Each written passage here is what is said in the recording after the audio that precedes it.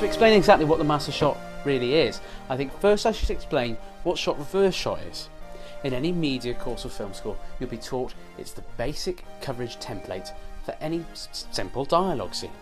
You get a wide establishing shot to establish the scene, and you shoot most of the scene in singles, and the thing can only be watched properly in the edit. Isn't that right, Chloe? Yeah. So, let's watch a clip from A Clockwork Orange of an example of a conventional shot reverse shot. So obviously we start with the establishing shot.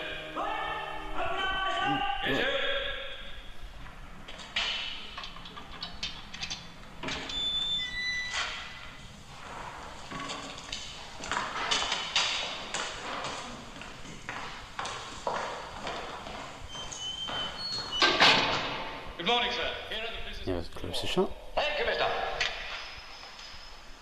Name? Alexander Delarge. And then the reverse. Pretty simple, pretty easy. It's a tried and tested method, and it's one that Alfred Hitchcock and D.W. Griffith really pioneered in terms of the power of it. Now, the master shot throws all of that out of the window, and not in some kind of rebellious form against the system, but it's actually been around a hell of a lot longer than shot reverse shot, since of course the original inspirations for film were just theatre. We had no concepts or theories of intercutting and montage, and so the natural instinct of the first filmmakers was to shoot everything in one continuous take. Now, Alfred Hitchcock tried to recreate this feeling of watching a play with his 1948 crime thriller Rope, in which he shot the entire thing to feel as if you were watching a play, and so he made it look as if it was one continuous take, shooting primarily in masters. But here's what he had to say about that after making it. When I look back, I realise it was quite nonsensical because I was breaking my own theories on the importance of cutting and montage for the visual narration of a story. So, can a master shot really evoke the same emotions that cutting can? I have no idea. But I'll tell you someone who uses the master shot in almost every film they've ever directed. And that's Steven Spielberg.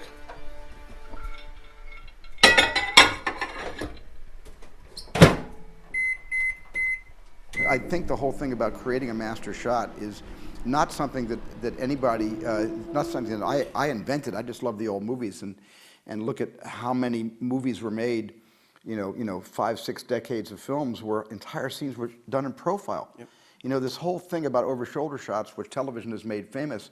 Remember in the old movies, with 1:3:3 aspect ratio, you could actually have the characters on this screen close to the audience, but still see them from head to toe because of the aspect ratio. And the fact that people would be talking, Oscars were given to actors talking to each other in profile. The great scene in It's a Wonderful Life where Jimmy Stewart is trying to get everybody not to get all their money from the savings and loan, but just enough to tide them over before 3 o'clock, before the doors close. And that entire scene is in one shot, and it's Jimmy Stewart is 3/4 back, the camera's behind Stewart, and he's out of focus. And the whole scene is about him talking, but there's no cutaways to him. You watch the panic on these people who are slowly starting to trust him and bringing down their wish list of how much money they would like to take out so it doesn't ruin him and his family. It's a great moment, and Capra didn't do this, this, and this. And I watch a lot of those movies, and I watch them, and I say, I wonder how that works. Why does that work? How possibly could that work without the great Jimmy Stewart having a close-up? But it works. Compared to many other directors such as Alfonso Cuarón and Alejandro Inarritu, I pronounced one of their names slightly wrong, sorry about that. Spielberg uses the master shot a lot more subtler. He's not afraid to use the shot reverse shot every now and again, or break up a scene with an insert. Take this scene for instance. From Jaws. In Spielberg's relevant infancy, we must rely on his natural instincts as a filmmaker. park around here. Oh, look, I can't argue with you. I can't talk to you. Gotta talk to Mrs. Kentner because this is going to turn into a contest. Look, it's not just the Gazette. She's advertising in out-of-town papers. Now, people are going to be all over New England are going to know about it. Council chambers where we'll have more room. Not only that, but I'm responsible for public safety. Then go out there tomorrow and see that no one gets hurt. The scene takes place around the 1730 mark in the movie. It comes straight after the beach attack. Spielberg concentrates on the frantic nature of the tens of worried townspeople.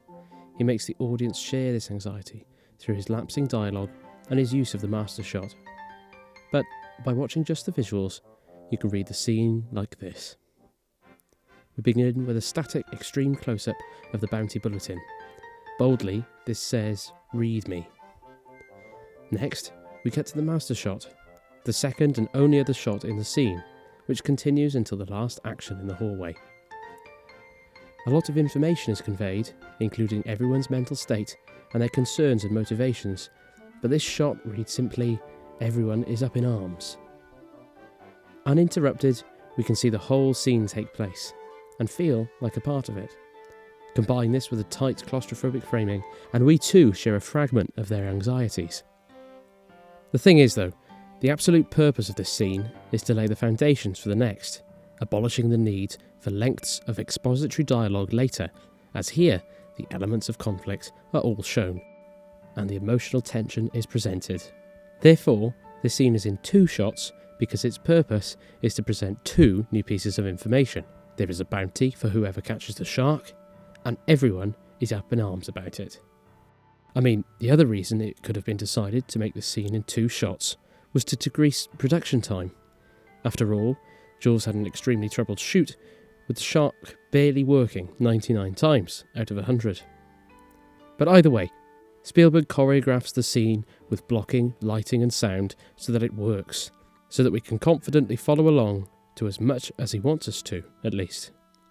But the way in which he leads our eyes around the hallway from character to character is really fascinating, and a useful study in establishing why the master shot is not just impressive, but fantastic from a tonal and storytelling sense. Have a look again. After their little bicker, Mrs. Taft there moves right across the frame, motivating the camera back and across to reveal the whole crowded setting. Then, as our eyes follow her into the ocean of townspeople, our eye line is severed and caught by her disappearing behind Meadows, who is talking to Brodie. From here, Mayor Vaughan eventually emerges from behind Meadows in his bright yellowed cardigan, drawing our attention straight away. People also begin to form a circle around him to listen, and as a result, we naturally do too. The mayor then heads towards the camera, and he leads the whole scene down the corridor and towards the next scene in the council chambers. In my eyes, the whole scene is a relay, as character to character passes the baton of attention which leads the eye around the setting, and the camera follows. It's a small story. I'm going to bury it as deep as I can. The ad is going to run in the back along with the grocery ad. The funny thing is, Brodie, the protagonist, is very rarely past this baton of attention. And so it kind of puts us in his shoes, watching the whole scene take place, while he's crushed into the far right corner of frame by the mass of panic bodies and the constant voices. But the other thing about Spielberg, as I mentioned, is that he's not afraid to use an insert to break up a scene. What the bloody hell's out there?